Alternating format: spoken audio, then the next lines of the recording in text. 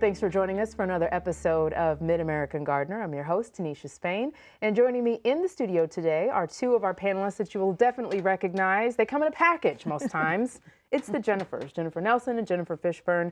Before we get into all the great things that they brought, let's have them introduce themselves and tell you a little bit more about their specialty. So, Jennifer Fishburne, we'll start with you. Thank you. Hi, I am a horticulture educator. I work for the University of Illinois Extension, covering Logan, Menard, and Sangamon counties, so in the Springfield-Lincoln area. And I can talk about anything after 25 years with Extension, but my favorite things to talk about are vegetables, herbs, native plants. Yeah. Perfect. And so timely. Yes. We're right there. All right, Jennifer? Hi, I'm Jennifer Nelson. I can be found in many places. You can find me online at groundedandgrowing.com, and I'm also an instructor at University of Illinois, and I teach vegetable gardening. So I do like to talk about vegetables, but like Jennifer, I've been around a while, so I can talk about a little bit about a lot of things. I love houseplants, vegetables, any sort of plant ID. I like to tackle that sometimes. We've done a lot of container gardening with the two of you as well, so that's always good times. Okay, so you brought some show and tells in, some great, some not so great, but we're going to get to all those. So whichever one of you would like to start first with a plant that you brought in, and All right. we'll go from there. I'll start off. So it is planting time, and so today I brought one of the things I'm going to add another one to my garden, and that is swamp or rose milkweed. This plant is one of the plants that you need to be patient in the spring. This is one that comes up much later than all of the others, and so a lot of people start to pull weeds and get a little anxious around it, but you do have to wait. Some of it's just coming up now in the garden, so it is a late comer upper, but this is another one that the monarchs will lay their eggs on, and the larvae will eat the leaves, which is great.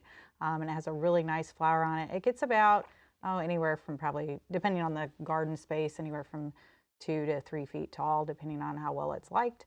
What I like about this milkweed is it just stays that nice, columnar habit to it. It doesn't really get crazy and spread all over the place, which I do like. So I was going to ask you if there are any pros, cons, ups, downs, or the differences between swamp and common, if you're looking to add some to your yard. So if I was going to add this to my perennial bed, I would definitely add a swamp milkweed. If I was going to just create a space for common milkweed to do its thing, I would, give it all the space that it wants. The common milkweed spreads underground through the rhizomes, and it'll just keep popping up everywhere. So it does become, in a sense, kind of weedy in a manicured garden space. So you do want to give it lots of room and maybe its own little space to grow. Would be my suggestion for the common. But there's about 6 different milkweeds that will grow in Illinois. Excellent. So we have a variety. I noticed last year there were 2 that popped up in my front bed, and I thought, okay, I'll leave them. Maybe it'll draw some monarchs a little closer to the door. And this year there are like 8. Same. It pulls really easily. Yes, though. that's the thing. That's the thing. But I feel like they're going to come back, and like it's a thing now. I have them in the front bed, whether I want them or not. Same at my house. I have tried to add this to my garden, Jennifer, and I have failed miserably. Does it need something special? With swamp in the name, I would think maybe it needs a little wetter soil. Possibly, but I've had it grow, in many different flower beds. Just me. So It's I just don't me. know. Just you on that one. Just you But on I haven't that killed one. it at least 3 times. They say you have to kill it at least 3 times to give up on it. So I've only planted it twice. Okay, So maybe well, this is the year. you've got one more go. Yes, You've got at one more least. go. And we know you love going to the nursery. So there I'm you go. going there this Friday got for my another one to pick anniversary. up. Yep. And this was one that you may find in nurseries, garden centers, but also there may still be a handful of native plant sales across the state of Illinois on this Saturday that people might be able to take advantage of. So And then check bloom those out. time, since this one comes up a little slower, a little later than the other ones, is it the bloom time a little later? Later summer, yeah. Excellent. And what colors? It's a pinkish purple, depending on what. I think it's pink, but just depends on your eye and what you're seeing, I suppose. But That's true. kind of That's a true. pinkish color. Awesome. Okay. Thank you. All right. We're going to move to you. Okay, I'll bring my show and tell in a fabulous Fiesta ware vase to show off my neglected section of yard. Not having a whole lot of time with it being kids' baseball season and whatnot. This is bush honeysuckle, which is an invasive plant in all of Illinois. And this is some stuff that just came up in a corner of our yard when we had construction going on. We moved some perennials to an unused corner, and this came up and did not get taken out or moved, and now it's beautiful and flowering, which we don't want, which this will be on the list of things you must tackle. There are at least three species, 4 species of bush honeysuckle in Illinois that are invasive. This one is called Moros. It's got kind of a fuzzy leaf, and there's only one type of honeysuckle that's native, and you can tell all the invasive ones have a hollow stem. I tried to see if we could see it on this one, but it's not a big enough diameter stem. But if you get in something that's pretty established, you can see it as a hollow center, then you know you've got one of the bad ones. It's terrible. It's horrible for the native ecosystem. These are the things that green up the first in the springtime. A county park near me has tried to do some controlled burns and whatnot, and you're fighting a losing battle. And then all of these flowers will turn into a red berry that the birds like to eat and then deposit the seeds in the corner of my yard, for example. But if you get to know the shape of the leaf, you'll be able to spot seedlings when you're doing yard work. And best advice, just dig it out. This would be a good for bigger ones, you would maybe cut it off and then paint the stump with a non-selective herbicide. Gotcha. But get it out. Get it out. Before working here and getting to know all of you, I didn't know it was an invasive plant, and now when I'm driving, it's like once you know, you can never not know. Absolutely. And now that they're all in bloom, They're everywhere. everywhere. I mean, full trees, some of them. So yikes. Absolutely. Are you going to have to take the chainsaw to It's not that big. one I in might your need yard? a shovel. I'm gonna need like a big shovel, not a hand shovel. But it's definitely just like all of us. We just get so many things. We call it Maycember in my house because it's kind of like as bad as the rat December. race. Yeah, you're just running this time of year. So. But they are they're shallow rooted, so the Right. roots That's go along good. the surface. So if they're just a couple feet tall, they may just pull out pretty easily. If not, as she said, as they get bigger, you're going to need to cut those out and spray them. But the reason you don't want that, particularly in a flower bed, is it becomes allelopathic, which means the roots prevent other things from growing in that soil area. So You know what? Now that you mention that, we did a story last year with an extension specialist, and she was talking about that, but more about it choking out things in the understory of the forest. I wonder if that's the same. that's part of it. Yeah, Interesting. it shades out in the allelopathy, and it shades out so bad that you have bare soil in the forest, which is horrible and horrible for erosion. And I was reading that they were estimating that if the honeysuckle is bad enough in the forest, it can reduce the size and growth of the trees by 40%. Wow, just from the competition? Yeah. Wow. So get rid of it. Get Do it we know out. how this started? Did someone It's for birds. birds did did they Sure. bring it here? Oh, Did I, at well, one I thought you meant in my yard. User neglect. the birds and, affected? yes. Yes, you're right. Well, it was once believed that it would be a great hedgerow. Ah. So Good it was intentions. That's how was it. introduced by a government agency. Ooh, the government even. Thanks. Okay. Lots of good intentions Yeah. behind some of our worst problems. And now they're everywhere. Yes. Wonderful. Okay. All right, Jennifer, we're back to you with Okay, whatever's next. pop this one out of the way. So in my vase here, I brought an iris. What I wanted to mention here is I planted this iris probably about 5 years ago, and I've noticed that this year the blooms are a little bit reduced, so it doesn't have as many. What that is telling you about this plant is it's time to divide. So usually every 5 years or so you need to divide your bearded iris, or they will eventually the plants will keep growing, but they just won't produce flowers. So that's just your reminder. The other thing would be on the iris here is to note that as those flowers die off, sometimes they will form seed heads. And if you see the seed heads on your iris, make sure that you pop those off, get rid of those, because those will pull energy away from the plant. So you want to take those off so they don't do that. My other plant here, I just wanted to share because I thought it was so pretty this morning. This is a yellow baptisia. Really excited about that in my yard. It's about, in flower, probably about 2.5 feet tall right now. Just absolutely gorgeous. Makes a really nice background plant. It blooms early in the spring, so if you put it in a perennial garden, I'd put it as a background plant. So you have the foliage throughout the summer, which looks really nice, and then it puts on a really nice seed pod. But it's just one of those fun plants that I have. And you know, people will go out in there and they'll say, well, that's kind of an expensive plant. And my answer to that is, be patient. It will go on sale. Just be patient. Be At the end of the patient. season, I got that for half off. And Hey, there you go. That's kind of how I absolutely bought beautiful. mine too. I bought mine as a smaller one, and it'll take a little time, but it's one of the hardier ones. Usually you see it in purple, but the yellows and there's some cream colored ones that are newer. I wanted to ask you, with the lilies, you know, some people put them in sort of a clump or a circle. When you are dividing, is there a certain section or side that you should pull from? Do you take from the center?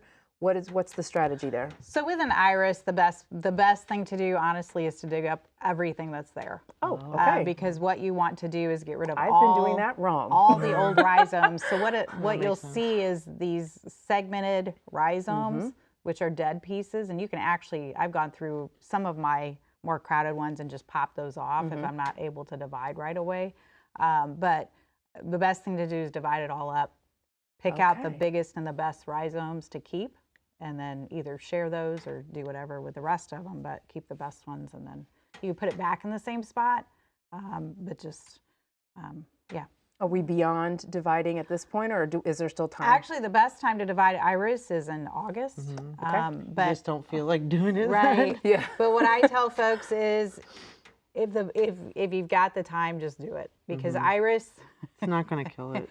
No. I've had iris in a plastic bag Yep. that overwintered Wheelbarrow. before we talked about that, and yeah, they do just fine. So You see them the next spring, and it's like, all right, well, you can go back in the ground. You made Survival of it. the fittest. Yeah. You passed the test. and I had some this year that they were just discards, and they got dumped in a certain spot, and they're just growing like crazy. They're right where super they happy. are. So yeah. Okay, I didn't know that you were supposed to dig them all up and then just sort of reposition. So You don't have to, but that will do the best for the overall health of that clump. noted. Yes. Noted. Okay, thank you. All right, Miss Jennifer, what else do you have over there? Well, we brought a tomato seedling to talk about if folks are. The old Midwest classic. Yep, it's time to get your tomatoes out. It's go time. And so if people don't realize that, usually we talk a lot about planting things at the same height that they were in the container, but for tomatoes, to get a good healthy root system that can survive the heat and sometimes droughty conditions of summer, you would remove some of these bottom leaves, maybe all of these down. Wouldn't you agree, Jennifer? Or would you go even further up? No, I wouldn't pop over there. But that stem will all produce roots. And so there's a couple different ways that people will do this. I had a friend that used to use a post hole digger, and he would dig a deep hole and put it in. And that is very, I get what he was going for, but you can have too much of a good thing. You can dig it too deep and you end up with the roots being way too deep in the soil, and they actually don't have enough oxygen and they suffer that way. So this would be plenty to put it down. But some people will do more of like lay it kind of slanted. And so that the thought is that if you're staying within the first 8 inches or 6 inches of soil, you're getting more of the warm soil, which is it's gonna produce and grow better in that area anyway, rather than deeper is not necessarily better, but you do want to set them deeper than what they are in the pot. Gotcha. How many varieties are you growing this year? How many did you bring over? I've actually 5. I have about 8 that I have that Okay. I need to put out, and so I shared with Jennifer this morning because you know these, when you buy your cells, they either have 9, 8, 10. Well, I've attempted to only plant 3 of one, 3 of another, but then I never remember what I planted, so I do all of it. So yeah, Gotcha. I have about 60 tomato plants total, Wow. and I'm going to plant 18. So Well, and I'll probably plant around 10. So yeah, I'm behind, as I kind of shared that everything's kind of running a few behind. But yes, team up with a friend, right. and Get a friend. Yeah, I've got a couple others from another friend. I always grow a couple cherries and then some slicing, and Yeah, it'll be good. And I usually grow bell peppers. Yes. Yes. Not really hot pepper. I'm not a hot pepper We're fan. not a hot pepper family either. So No. your garden is not in yet. No. See, look. See? Even the professionals. Is your garden in? Have you planted it? I did do some lettuce and spinach and radishes and onions earlier, and those are coming along pretty nice. But the rest of the garden, we got the stakes in for the tomatoes, and the cages are up. But then it started to rain on Sunday, so that did that in. But in all honesty, for folks, for the warm season vegetables like your tomatoes, peppers, cucumbers, squash, all of that most people plant. Last week was really the first good week to do that. What I noticed, that plant there in particular, that tomato plant, it doubled in size last week. Oh, yeah. So that shows me that it's time to plant. Before that, they were just They're existing. but they weren't happy. So it is now the time. But Good. But before that, in April, it's just way too cold. They're not going to do well anyway. And that little warm week that we had threw a lot of people off. I know some folks who actually put in full gardens that week, and I do too. It's gone. did not work out real Plant well. early, plant often. Yes. So, okay. We've got a couple questions that folks sent in, some good ones to talk about. This is from Judith Kelly.